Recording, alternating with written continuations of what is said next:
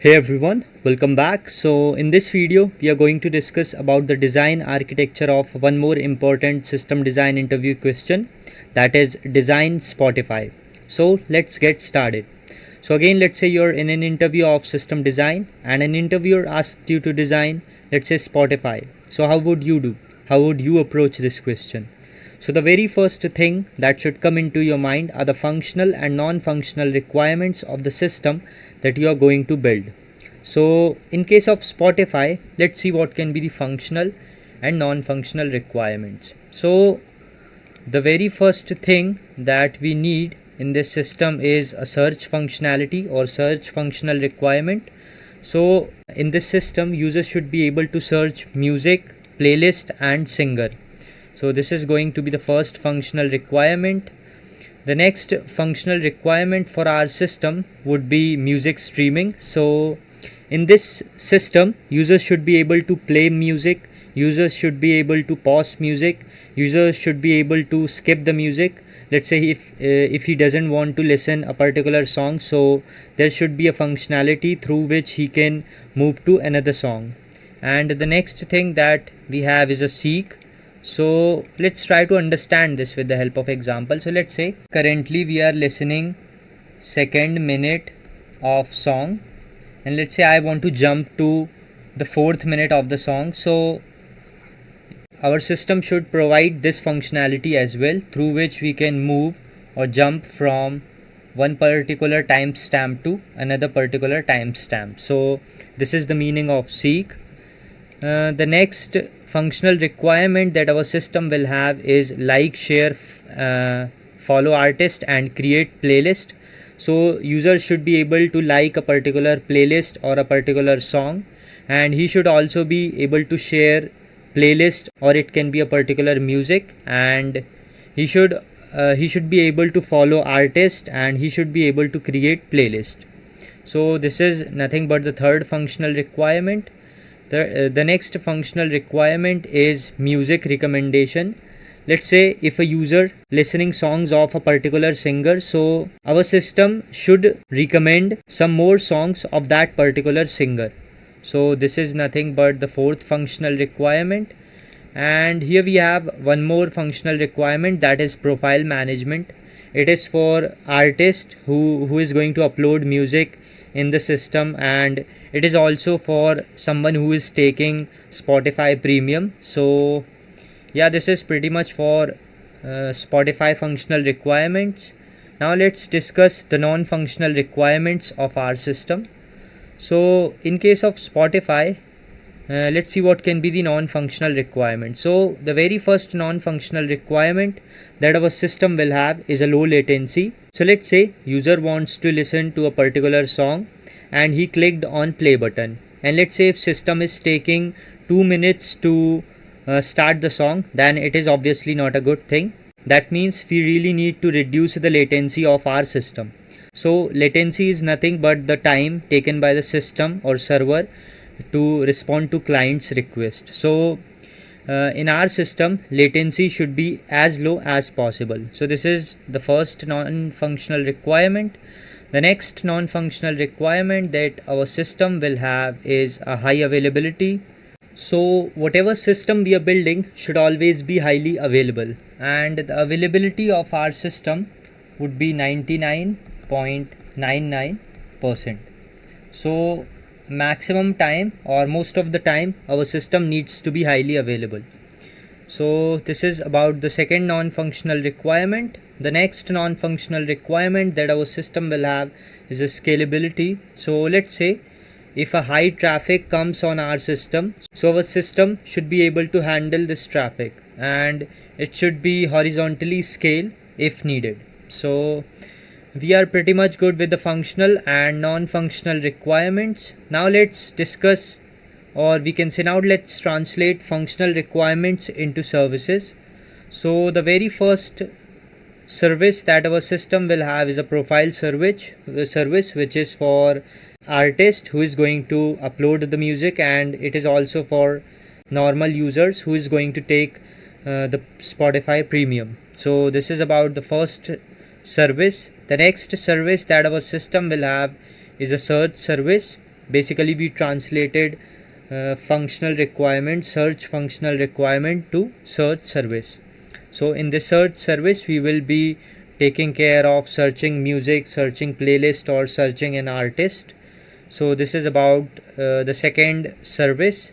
The next service that our system will have is a streaming service, in which we will be taking care of uploading the music or fetching the music, and also play, pause, seek, skip. So we will be taking care of that. The next service that we can have is a recommendation service, in which we will recommend different songs to different users according to their interaction and their interest. So this is about the fourth service. The next service that our system will have is a user operation service, in which we will be taking care of basic user operations, that is nothing but like, share, create playlist. So this is pretty much for different services. Now let's see some of the ballpark figures to make estimations and constraints for database choice and further design of our system. So in Spotify there are 675 million monthly active users, and in one day there are 49,000 new songs comes to Spotify every day. And Spotify just finished 100 million tracks in its catalog in year 2022. So according to this report and data, we can identify that Spotify is taking care of huge amount of data, and it is a large system. Now let's try to design our system, or we can say now let's try to design our first service, that is nothing but a streaming service. So in streaming service we will be taking care of these 4 points. First we have where we will be storing audio files in a file system or in a blob. Second thing that we will be seeing is how we will be storing these audios, and next we have how we will be fetching those audios. Next we have how play, pause, seek, skip will function. So let's try to answer our first question, that is where we will be storing the audio files. So we have two options for that. First we have a file system, and second we have a blob. Now let's see the drawbacks of storing audio files in file system. So if we store our audio file in a file system, then we can face issue while we will be scaling our system, because in a file system disk space will be limited. And let's say if we hit 5000 GB, then what will happen in this case? So if we scale, then we might face problem in a file system.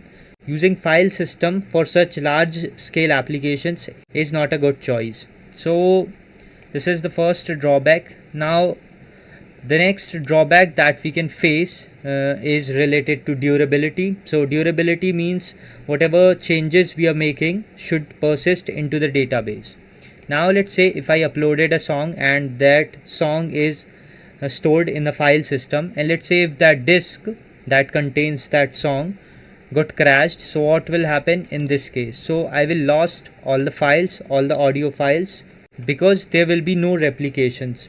When we store something in database, we create database replicas, but here we just cannot manually replicate files to other disk.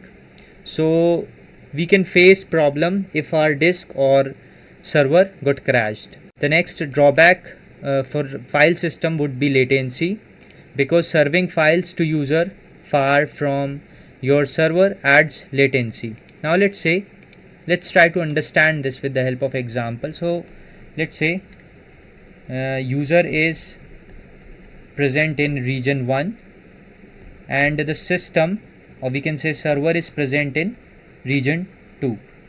So the audio file is stored in the file system of this server. So when this user from another region sends a request to the server for fetching a particular song, then this request will have to travel a lot, and then that can increase the latency of our system. So if we use file system, then latency might be the problem. So this is another drawback of using file system. The next drawback that we can face because of file system is backups. So there will be no built-in versioning or backup mechanisms available in file system. So we can face issue or problems while taking care of backup in file system, and there will be no such CDN available in file system. So this can also be one of the issue. So these are the drawbacks that emphasize us to think about blob storage. Now let's see some of the advantages of blob storage. So if we use blob storage, then we can scale billions of objects, and each object will be a binary file. So if we use blob storage, then we can easily scale our system because we can store billions of objects and there will be no size limit per project. And if we use blob storage, there will be 99.9999% durability.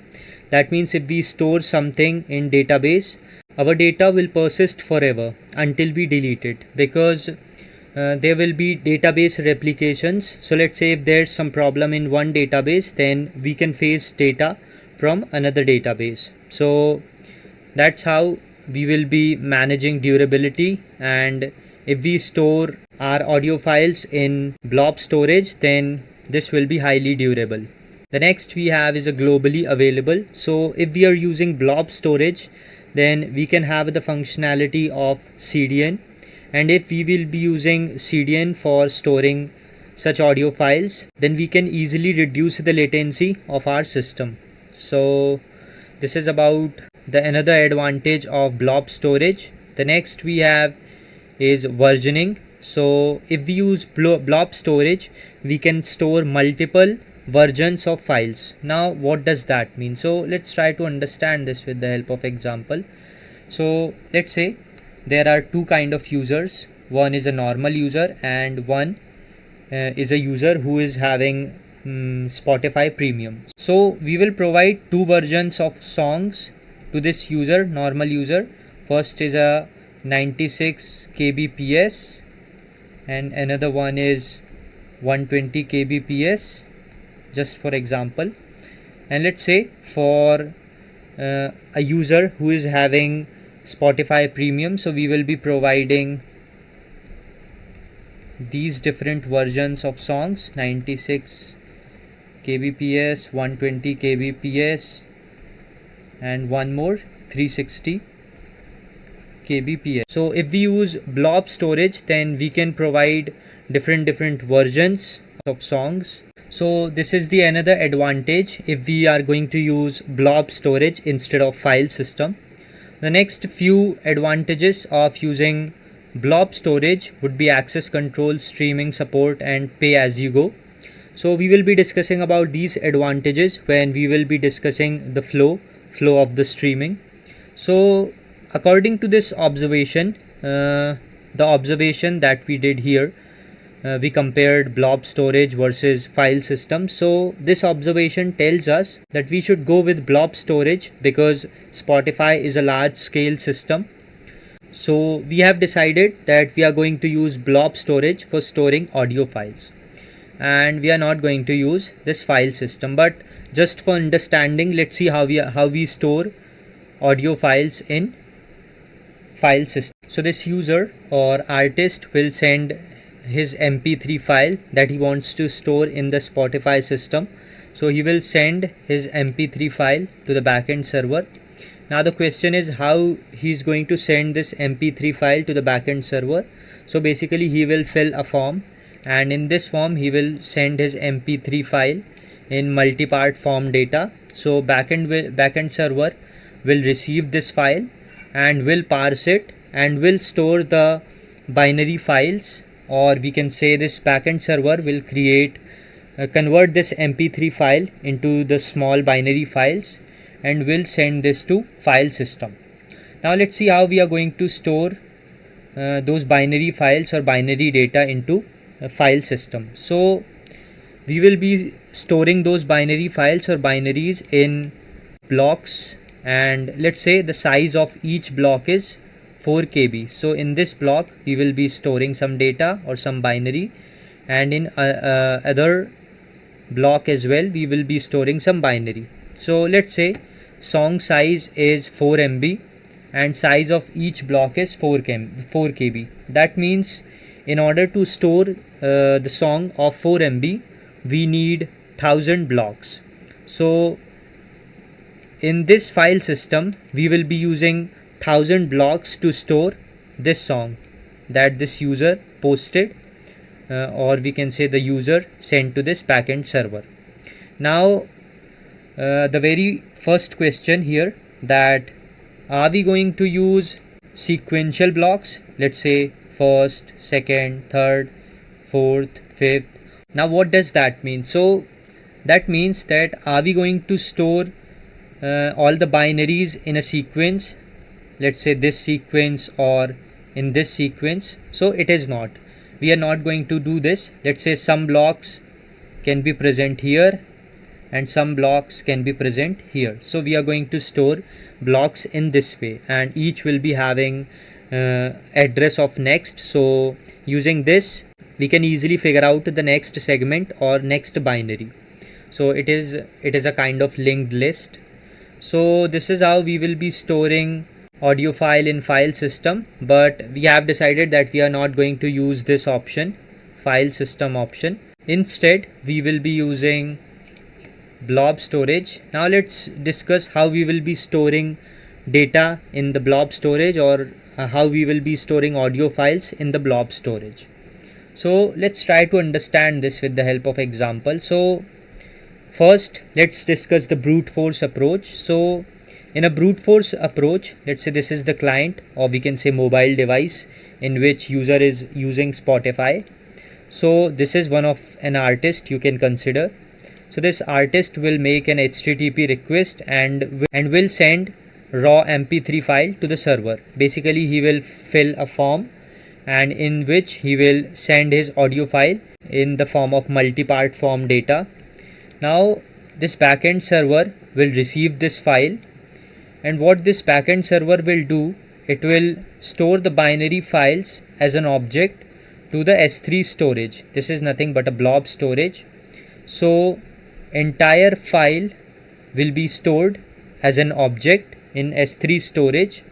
Now what this S3 storage will do, it will create a particular URL for that audio file, something like this, and will send this URL for audio track to our backend server. Now this backend server will send this URL to some SQL database, or it can be a MySQL database, or it can be a PostgreSQL database. So this backend server will send or store this URL to the SQL database. And what is this 171279329 here? So it is nothing but a audio track ID that S3 storage provided to our audio track. So this is how we will be storing data, or we can say audio file, in blob storage. Basically, we will store this audio file to the S3 storage as an object. So here we will be storing this audio.mp3 file to the S3 storage as an object. So this is how we will be storing audio file to the S3 storage. Now let's see how we are going to fetch this. So let's say there's a user and he wants to listen to that particular song. So he will just make a GET request and will send song ID, and then this request will go to server. Now this server will send this song ID to the SQL database in which we stored URL for that particular song. So it will find out that URL and will fetch this URL. Now this backend server will send this pre-signed URL to the client. And there's one more thing. So when we store our audio file to the S3 storage, we also store this audio file in a CDN, or we can say content delivery network, so that we can access that fast and will reduce the latency. So here we have a CDN. Here we will be having CDN. In this also we will be storing our audio file. Now let's create CDN here as well. So here we will be having a content delivery network. So we will be having this content delivery network here. Now this client or user will have the pre-signed URL. So what this client will do, it will start downloading the audio file from the CDN itself. So here this client will go to the CDN and will start downloading the audio file. So this is going to be the flow.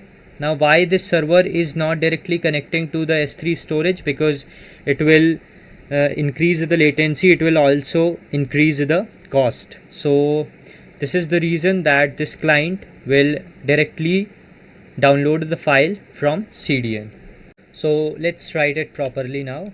So here server will send pre-signed URL to the client, and here this client will send this pre-signed URL to the CDN to download the S3 object. So this is going to be the flow to fetch the audio file. Now how this audio file will stream? So as soon as the pre-signed URL will be sent to CDN, this audio track will start downloading and will be sent to client. So buffered chunk or buffered segments will be played by the client when user will click on play button. But there's a problem in this case. Now what kind of problem? So using this pre-signed URL, we are downloading audio file from CDN, and this CDN is sending small chunks to the client. Now when this user will click on play button, buffered chunk will be played. So let's say let's try to understand this with the help of examples. So in a brute force approach, we are going sequentially. That means we are going chunk by chunk. Whatever chunks are downloaded, we are just playing that particular chunk. Now let's say user is currently listening the song on first minute. Now let's say he wants to seek or jump to the 4th minute of the song. So in this case, in this brute force approach, he just cannot jump from 1 minute to 4th minute, because it might be the case that chunk available in the 4th minute might not be downloaded yet. So if user wants to seek or jump to some other part of the same track, then he will not be able to do in this brute force approach. So this is the problem that we can face if we use this technique. Now what is the next technique? So the next technique that we have is this range request. Now let's try to understand this range request. So this range request is also similar to brute force technique. In this range request, we will be storing audio file to the S3 storage similarly the way we did in brute force approach. Client will make a request, will send audio file in a multi-part form data. Then the server will store this file as an object in S3 storage, and it will also store the audio file in CDN, which is created on top of S3 storage. Then this S3 storage will send a URL for audio track to the server. Now the server will store this audio track or URL for audio track to the SQL database. So in order to store the audio track to the S3 storage or CDN, we are going to use the same approach for range request as well. Now this range request solves the problem of brute force or naive approach, in which we were facing problem while we were seeking or jumping to the next part or some other part of the music.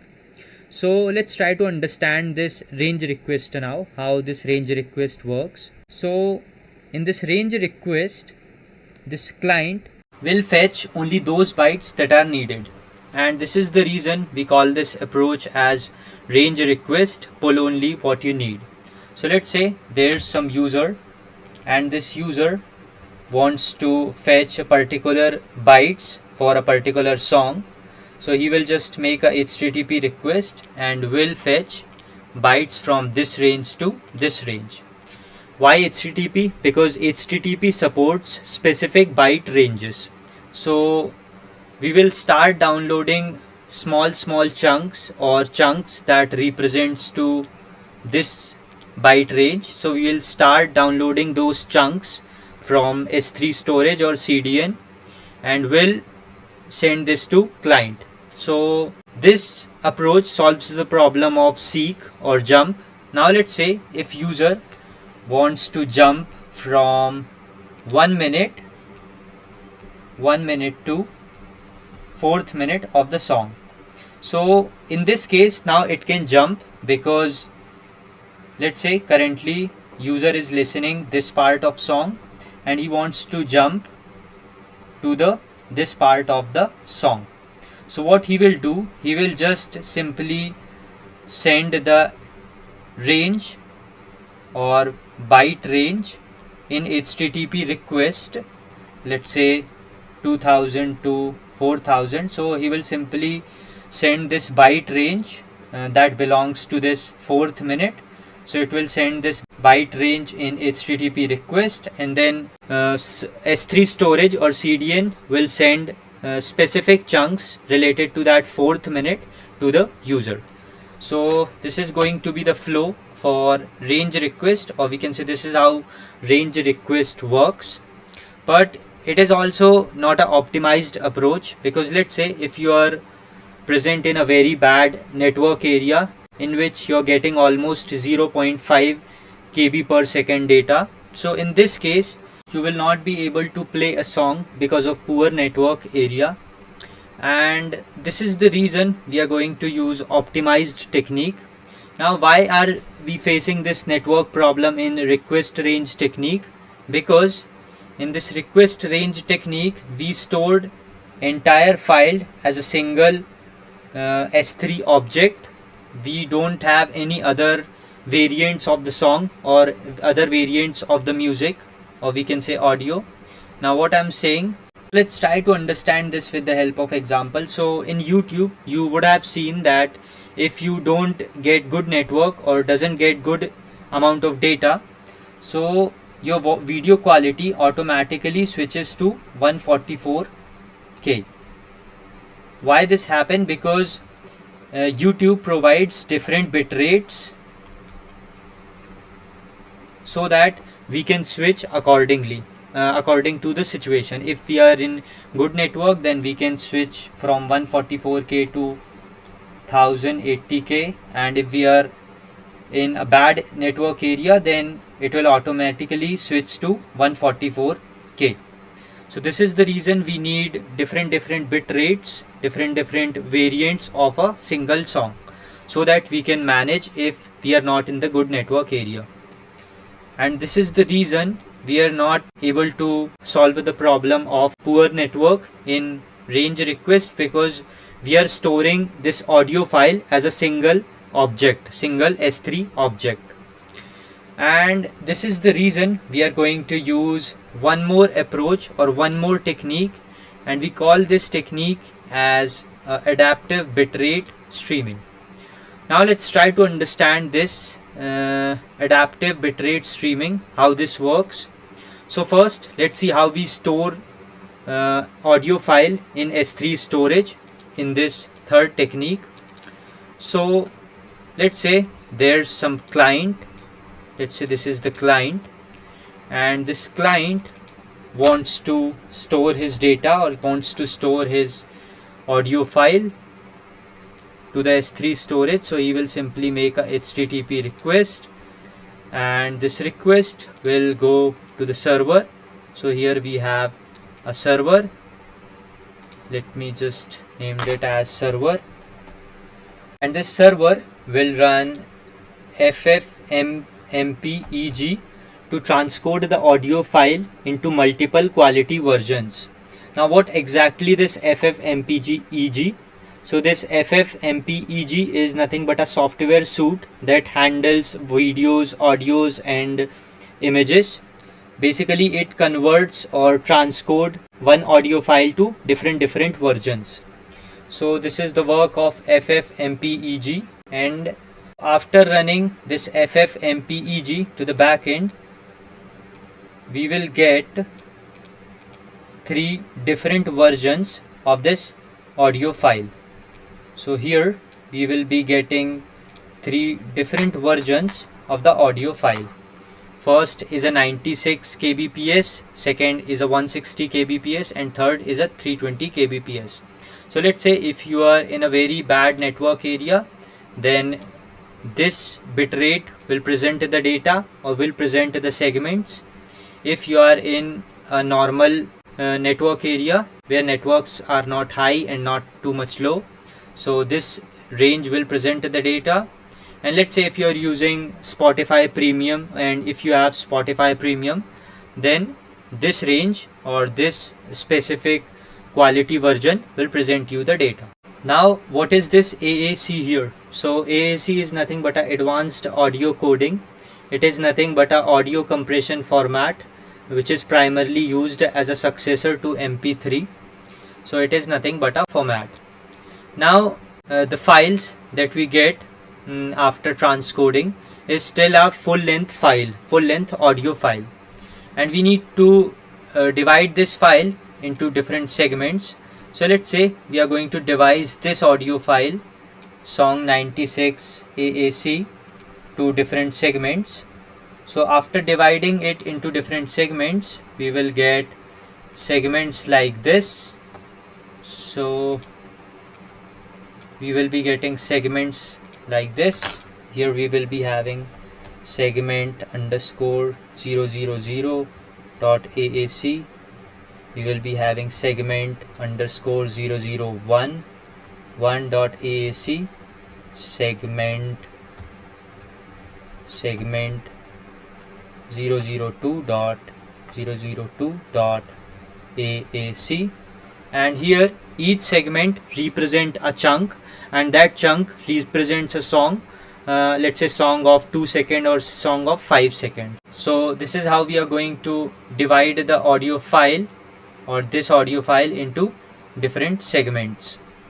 And how we did that? We did that using ffmpeg.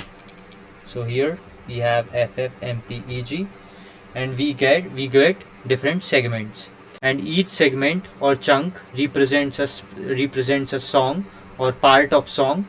It can be a 4 second or it can be a 5 second. Or we can say that these segments are the small binary audio file, each containing 5 seconds of audio, let's say. So this is how we transcoded audio to different versions, and this is how we divided this audio file to different segments. Or we can say these segments are nothing but the small binary audio files, each containing 5 seconds of audio, let's say.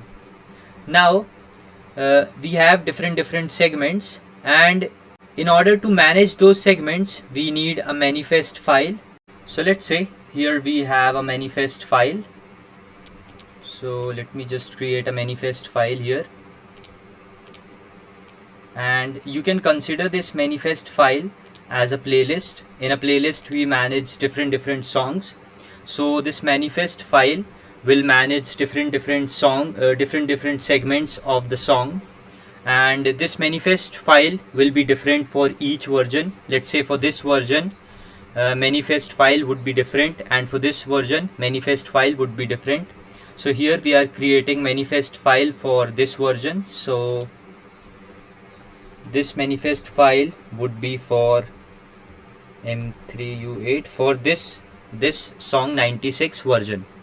Now this manifest file manages different segments of a particular song, so you can consider this as a playlist. Now we will upload everything, these segments and these different versions and these manifest file. So let me just create one more thing here. So for each version we will be having different manifest file.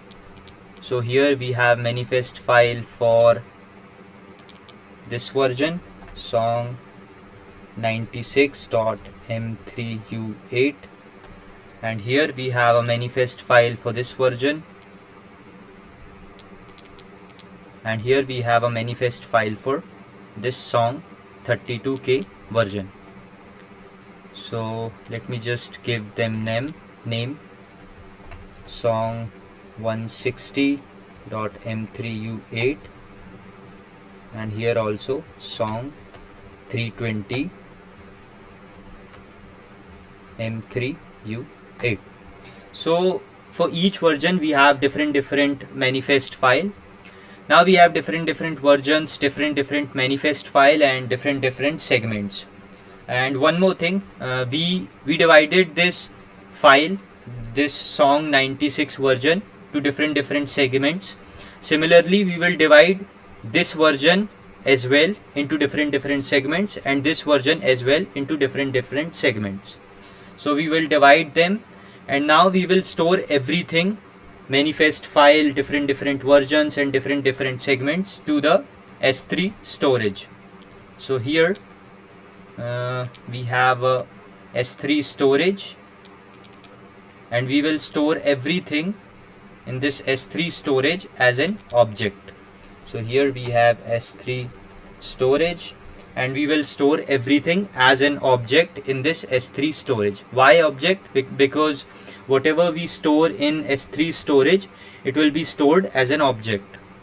So different segments will be stored as an object, and different manifest file will be stored as an object, and different versions will be stored as an object in this S3 storage.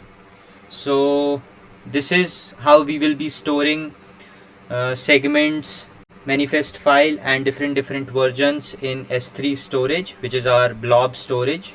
And one more thing to discuss here, if you are still confused, so we divided a version into different segments, where each segment is a small binary audio file, and we will store that file as an object in S3 storage. So this is what I wrote here. We store each binary audio file as a separate object in S3 storage. Why? Because in blob storage like S3, each file you upload is an object. Now I hope you will have the better understanding of blob storage. Now let's see how we will fetch those different segments, manifest file, and different versions. So let's try to understand this with the help of example. So let's say here we have a client. So here we have a client, or we can say it is a mobile device. So here we have a client, and this client wants to fetch a particular song. So he will simply make a request, and this request will go to server, backend server. So here we have a server, and this server will check in its database. So let me just create a request. So here we will be sending get request for song.mp3.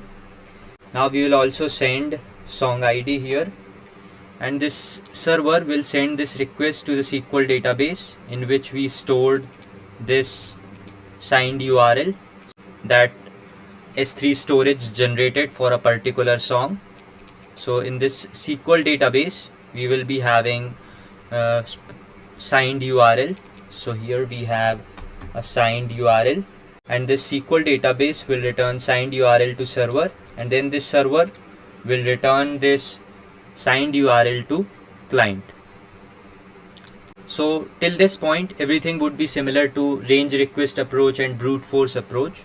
And one more thing here, as we discussed that we will be storing everything to the S3 storage. So here we will be having S3 storage, which is our blob storage. So we stored everything, different versions, manifest file, and different segments to this S3 storage. And we will also store this in CDN. So we will create a CDN on top of this S3 storage. So here we have a CDN. So let me just name it as CDN. Now we have sent, or we can say server have sent this signed URL to the client. Now what this client will do, it will fetch different manifest files from the S3 storage.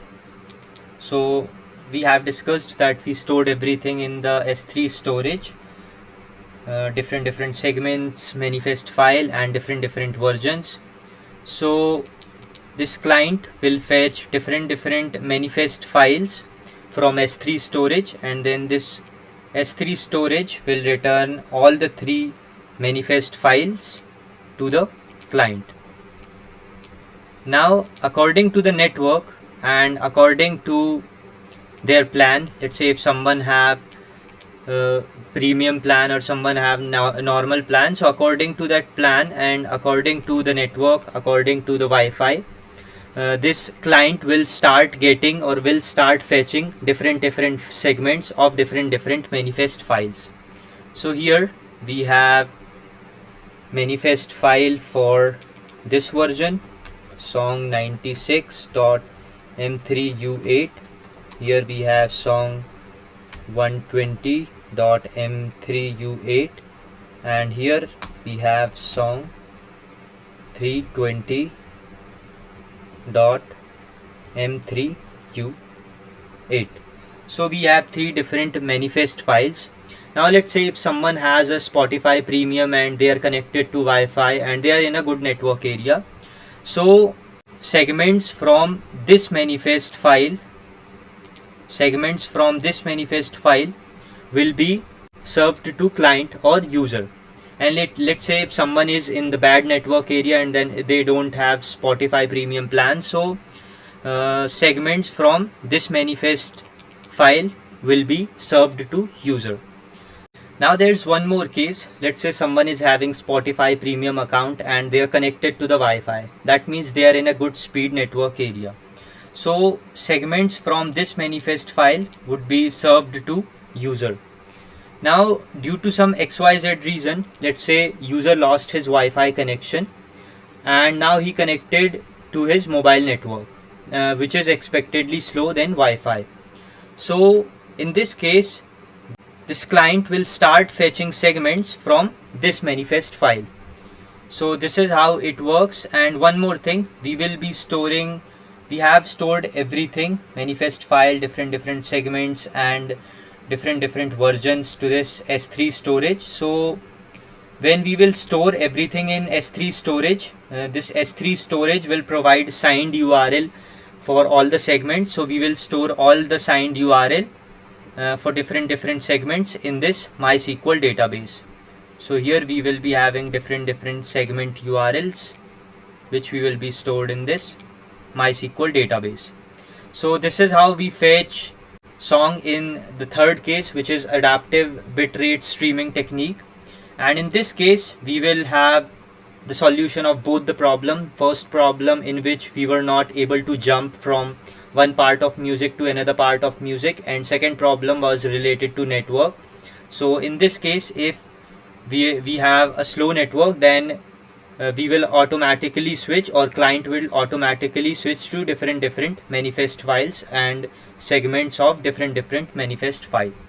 So this is pretty much for streaming service. Now let's discuss about play, pause, seek and jump, how all this works. So in each client there will be some kind of audio player who will be responsible for managing the audio in that device. So this client is nothing but a mobile device, or it can be a web browser. So in each client we will be having some kind of audio player. Now let's see different cases. So when user clicks on play button, so in this case player start requesting or start fetching different segments from S3 storage or CDN. Basically it will send signed URL to CDN or S3 storage. Then this S3 storage or CDN will send different segments to client or player. Now it will not send only 2-3 segments, or we can say that client will not request only 2-3 segments. This player will basically request for 6-7 segments in a single request, and the segments that are not running, it will store those segments to the memory, or we can say in the memory of client, and will play only required segments. So this is what we does when user clicks on play button, let me consider this. Yeah, now what will happen when user clicks on pause button? So what will happen in this case? So in this case, player will stop requesting different segments from S3 storage and CDN, and the segments that are stored in the memory will stay in the memory. So this is what happen when user clicks on pause button.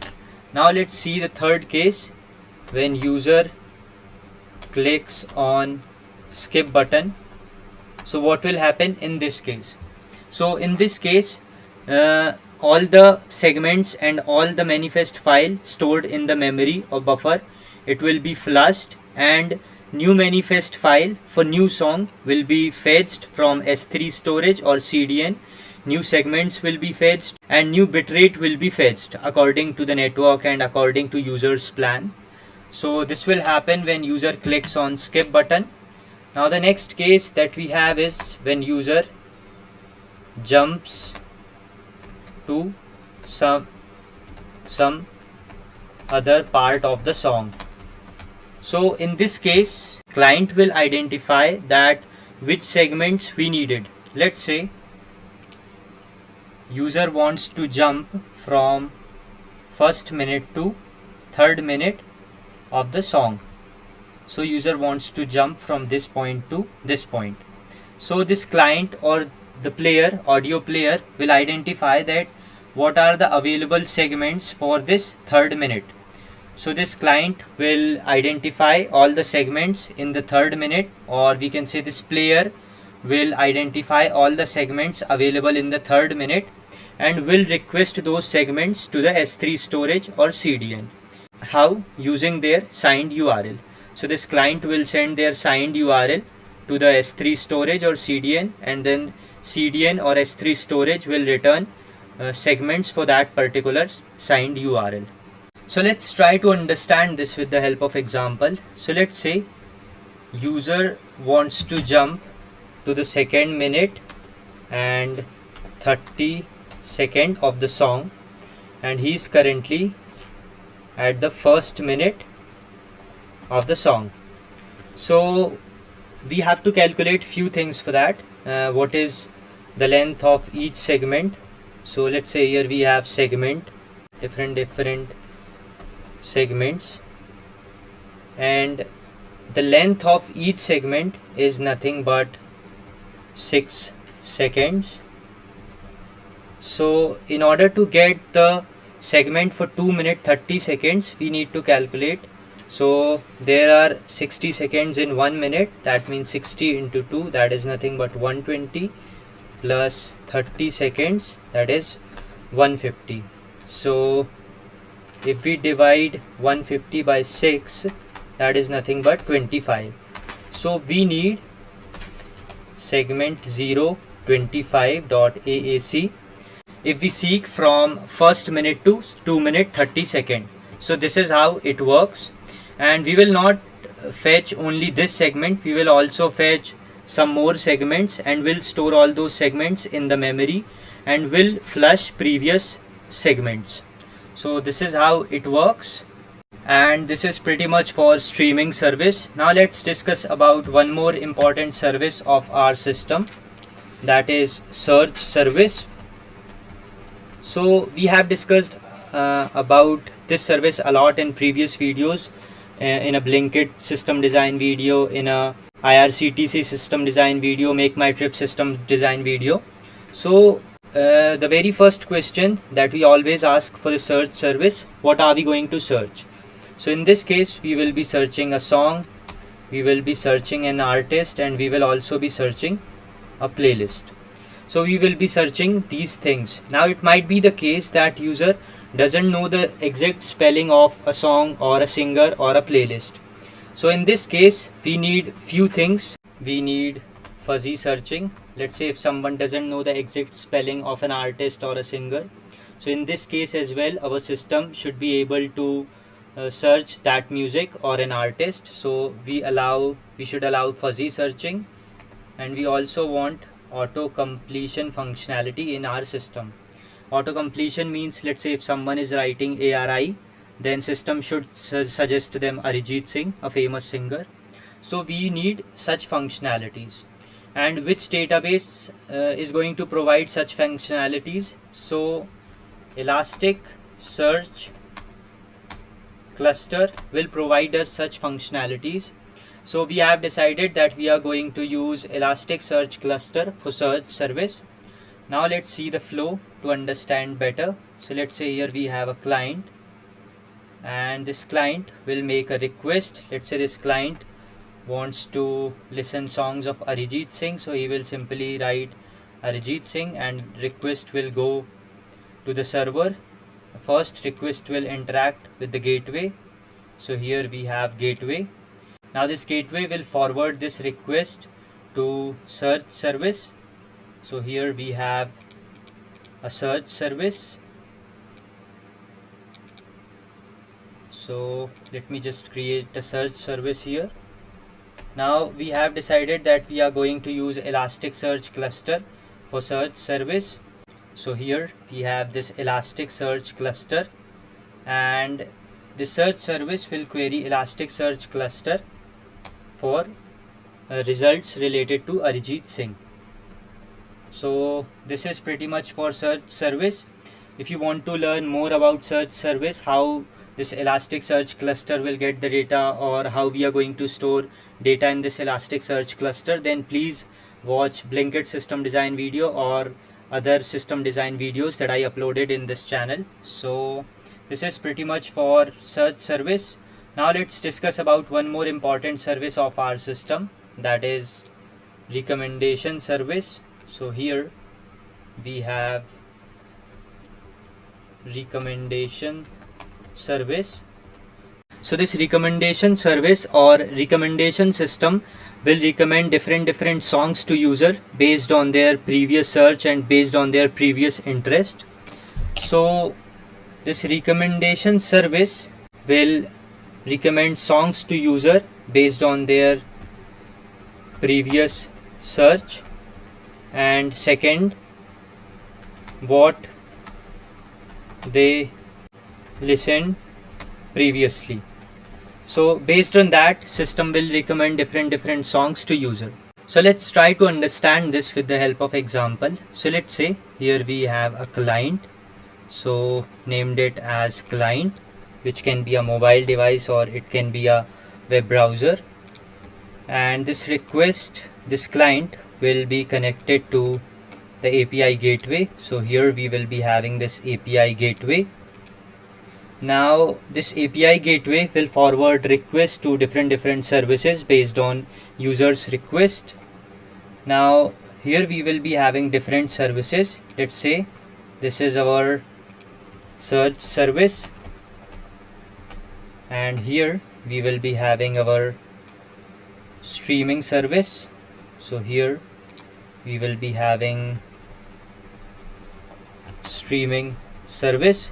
Now when this user or client will make a request, let's say this user wants to listen songs to Arijit Singh or Honey Singh, so you will simply write their name and then request will go to search service. Now here we are talking about recommendation service. So we have decided that what system will recommend to user. It will recommend on the basis of their previous search and on the basis of what they listened previously. So recommendation service or recommendation system will be somehow related to search service, or will somehow depend on search service. So whatever user will search, this search service will send this to Kafka. So here we will be having a Kafka queue. Let's say here we have a Kafka queue. So whatever user searched, the search service will send this to Kafka queue. And we have decided that recommendation system will also depend on what they listened previously. So whatever user listened and for how much time they listened, this information will also be sent to Kafka. So we will send all this information to Kafka queue. Now this Kafka will send this information to recommendation service. or recommendation system. So here we will be having recommendation server, recommendation service. So let me name it as recommendation service, and here we will be having Kafka queue. So whatever user search, this information will be sent to Kafka. Now why? Let's say if user searched for Arijit Singh, then this information will be sent to Kafka, and then this Kafka will send this information to recommendation service, so that in near future system will recommend some more songs related to Arijit Singh to user. And similarly, this streaming service will be taking care of users play, which song he skipped and which song he did not listen. So streaming service will send all this information to Kafka, and then this Kafka will send this information to recommendation service. So let's say if someone is skipping song of a particular singer, so this recommendation service will not recommend songs related to that singer.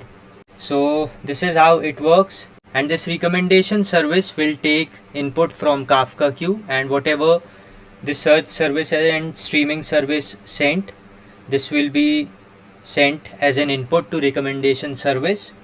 Now this recommendation service will perform some filters and will perform some other aggregations, and based on that this recommendation service will recommend different songs to user. So this is how it works. Now we have one more service, that is user operation service, in which we will be discussing about like, share, creating playlist and follow artists. So we will be discussing about that service in the next part of this video. So yeah, this is pretty much for the system design of Spotify. We'll see you in the next part of this video. So till then, bye bye, show some love, thanks.